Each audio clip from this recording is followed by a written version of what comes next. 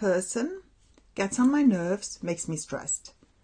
Well, if I create a mess, this is my business and I should do something about it, okay? Myself, or ask for help, or let somebody else do it. But this is my business. I live with John. John is the messy one. I'm the totally organized one. And his mess totally gets on my nerves. It starts when I get into the house, I fall over his shoes, his stuff is all over the living room, the bedroom, the bathroom, and wherever I look, I go into the mode. What does Byron Katie say? John's mess, John's business. Okay?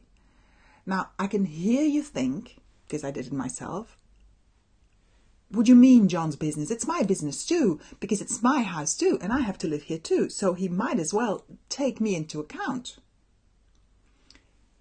All of this may possibly be true, but what she means is that by you getting upset about what he does, that's not going to be a guarantee for him to change his behavior. It is a guarantee for you being stressed and for you creating all of this, I don't know, this hammock in your body. Because remember what I said? Whenever you go into the hormones are being released, and if this goes on and on and on, you can possibly be sick. Now, is the mess of John worth this? I don't think so. So, John's business. If I don't get into my each time when I see his mess, first of all, I take better care of myself. I'm calm, so I'm more efficient in finding a solution to deal with this. When I'm going to talk to him, it's probably going to be in a calmer, more constructive way than when I'm in my stress mode. I'm going to go like, and what did you do again? And it's always the same. And he's just going to go, she's having her periods again. So it's definitely not going to work, right? So his business. Again, just for the record, I only speak stress management here.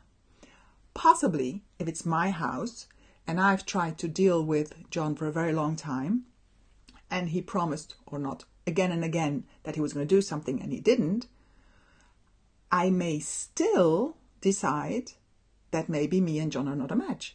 But that's a whole different course, obviously. Here I'm purely talking stress management. Don't go into the for somebody else's behavior. Okay? Does that mean I have to accept everything? No. No. I just choose not to go into the and I can deal with it in a more efficient way. Okay? So that's your business. Or John's business in this case. And then there's God's business. And God's business are these things that we really don't have under control. Like the weather and things like that, right? So you could, of course, say, yeah, but the weather, it is our fault because people are not taking care of the climate and whatever. Fine, the climate, nature, fine, but let's not go there. It's not really under my control or a specific person. So it's much bigger than that. Again, if I don't like the weather here, I love the sun all the time. Well, Belgium isn't the right place for you. Okay, so either you move to a place where it's always nice, or you're going to learn how to deal with your emotions whenever your button is pressed, so whenever it's grey or it's raining, so that you don't go into the mode, because this is the way it is. And you don't want to make you don't want to make yourself sick just because of the weather. I hope not. Okay?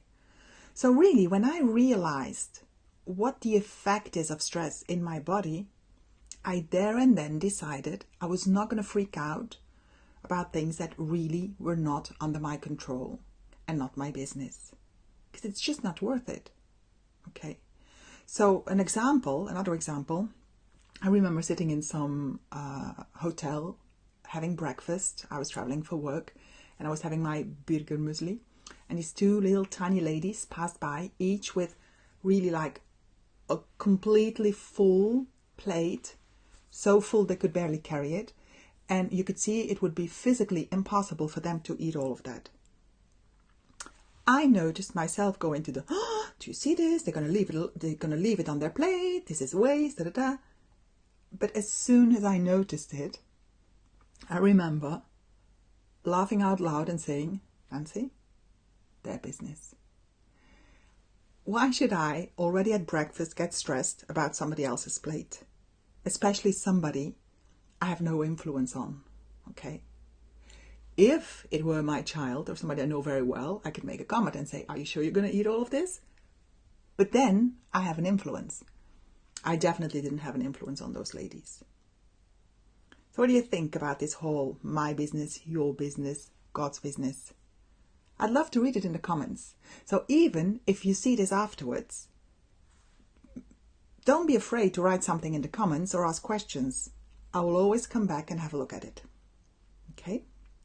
So this is it for the session, working on your stressors. Just one change. I have decided I'm not going to leave the sessions online forever. I'm going to take them off after 2 weeks. Okay, so this session will be taken off on October the 6th, together with the previous sessions. Since I didn't say this beforehand, I want to give you the time to look at the 2 previous sessions, should you not have had the time yet. They're each more or less 15 minutes. So, what can I say? Like this page if you liked it. Share this video with other people if you think they can use it. And if you want to make sure not to miss any interesting information, subscribe to my newsletter. You can do this on the website www.nancybartens.eu by either filling in your name and mail address in the blue box or the pink box. In the blue box, you just received a newsletter.